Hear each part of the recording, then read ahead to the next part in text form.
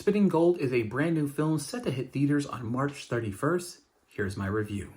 Spinning Gold is a biopic of 1970s record producer Neil Bogart, the co-founder of Casablanca Records. Neil's son, Timothy Scott Bogart, actually wrote and directed this film. The movie stars Tony Award nominee Jeremy Jordan, Michelle Monaghan, Jay Pharoah, Tony Award winner Dan Fogler, and Jason Issacs. For a movie set in 1970s, you really have to have so many check marks in order for the film to kind of set that tone. So what's it look like aesthetically? What does it sound like? What's the production like? What's the costume like?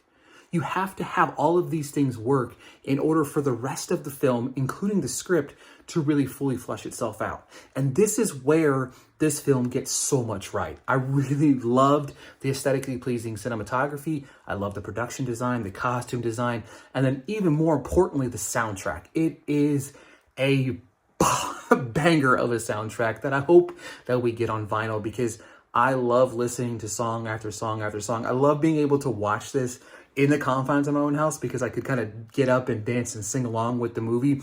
But this movie has to be seen on the big screen just for the soundtrack alone. Jeremy Jordan plays Neil Bogart. I can't imagine the pressure it might have felt to play the father of the man that wrote and directed this film. Now, that being said, I do think Jeremy Jordan does give a star-making performance.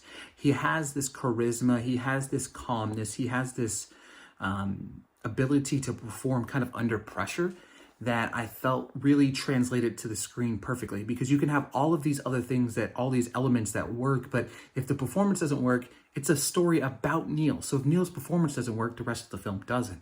So I really appreciated Jeremy's performance in this film. My only really big bone to pick with the film was it was a little too long. At 2 hours and 17 minutes, you could easily have 15 minutes chopped off of this and really had a more tighter runtime, because there were certain parts that felt like they dragged on a little bit. There's a lot of story to unpack here for sure, but it still felt a little long.